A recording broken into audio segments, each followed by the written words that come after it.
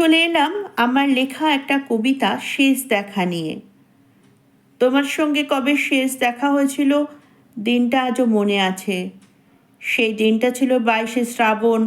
হ্যাঁ, রবীন্দ্রনাথের মৃত্যুর দিন। আর তোমার আমার শেষ দেখা। সেদিন আমি খুব সেজেছিলাম, রবীন্দ্রনাথের কোনো গান করব বলে মনে আনন্দ গুনগুন করে গেয়ে উঠেছিলাম গান। ভেবেছিলাম তোমার সঙ্গে দেখা হলে তুমি হয়তো বলবে, বাহ, তোমায় কি সুন্দর লাগছে। কিন্তু ভাগ্য অন্য কিছু রেখেছিল আমার জন্যে। তুমি আমাকে তোমার বিয়ের কার্ডটা হাতে ধরিয়ে বললে, 24শে শ্রাবণ তোমার বিয়ে, এটাই আমাদের শেষ দেখা। তোমায় নেমন্তন্ন করব না, শুধু কার্ডটা দেখালাম। যদি বিশ্বাস না করো, বিশ্বাস করো। সেদিন প্রচণ্ড গরমে আমার খুব কষ্ট হচ্ছিল। মনে হচ্ছিল সূর্যের ওই প্রচণ্ড রোদটা আমার উপর পুরো নেমে এসেছে, আমাকে এক মুহূর্তে পুড়িয়ে দেবে বলে। আমি চুপ করে তোমার দিকে তাকালাম। কাঁদিনি আমি, তোমার সামনে কাঁদিনি। চুপ করে চলে গেলাম। হয়তো অনেক কিছু বলার ছিল, হয়তো চিৎকার করে বলতে পারতাম, কেন, কি ত্রুটি ছিল, কি ভুল ছিল আমার।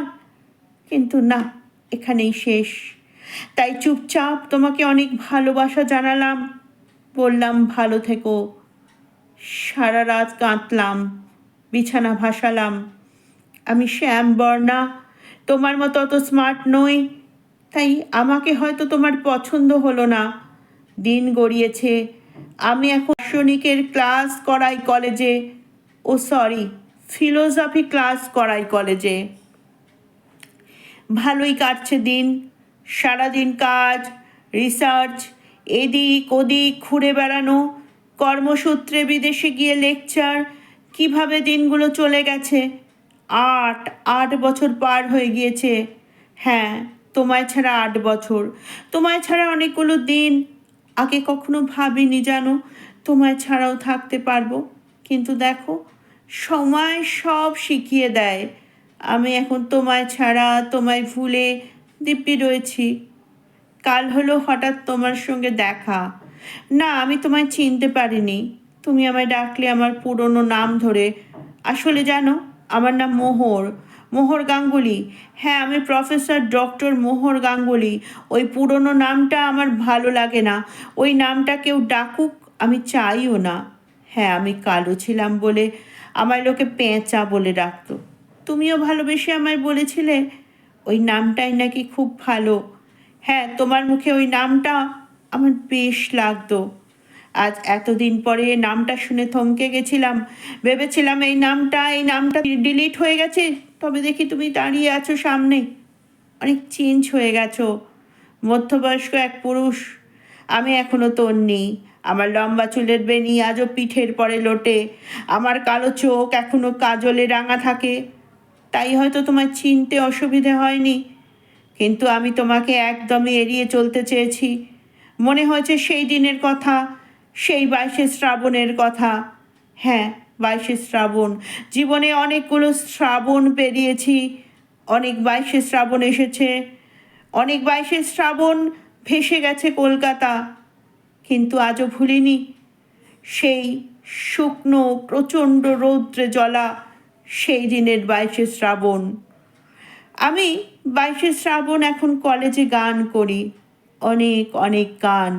কলেজ থেকে ফিরে কফি খেয়ে বসি মায়ের সঙ্গে, গল্প করি, তারপর শুতে যাই পরের দিনের আশায়। তোমার রিকোয়েস্টে আমায় কফি খেতে হলো তোমার সাথে সিসিলিতে। না, ভালো লাগছিল না, তোমার সঙ্গে আর কাটাতে ইচ্ছে হচ্ছিল না আমার। কিন্তু আমি তো ভদ্র মেয়ে, না বললাম না। চুপচাপ টেবিলে বসলাম। তুমি বলে চললে তোমার জীবনের কথা। বললে ওই তোমার কার সঙ্গে নাকি বিয়ে হয়েছিল, সে নাকি তোমায় ডিভোর্স দিয়ে চলে গেছে। আচ্ছা, আমি ওগুলো শুনে কি করতে পারি? আমার তো কিছু করার নেই। তুমি তোমার পছন্দের মতো কোনো সুন্দর মেয়েকে বিয়ে করে এনেছিলে ঘর করবে বলে। তাতে আমার তো কিছু করার ছিল না। আমি তো সেদিন তোমায় বলিনি তুমি তাকে ছেড়ে আমার সঙ্গে ঘর। না না, আমি বলিনি। তবে আজ কেন আমার কাছে আমার কাছে এগুলো ভীষণ অপ্রাসঙ্গিক। আমার অনেক কাজ পড়ে আছে। আমায় যেতে হবে, সন্ধেবেলার ব্যাচ আসবে, ওদের পড়াতে হবে। তারপর ডিনার সেরে হাসি গল্প করতে করতে শুয়ে পড়তে হবে সকালের জন্য। অহেতুক এসব কথা শুনে আমি কি করব? তবু আমি প্রত্যুত্তর করলাম না, চুপ করে শুনলাম। তারপর ওয়েটারকে ডেকে বিল চেয়ে পাঠালাম।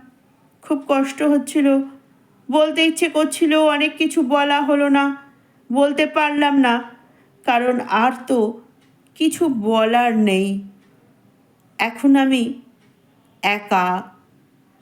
মনে পড়ে শেষ দেখা 22শে শ্রাবণ।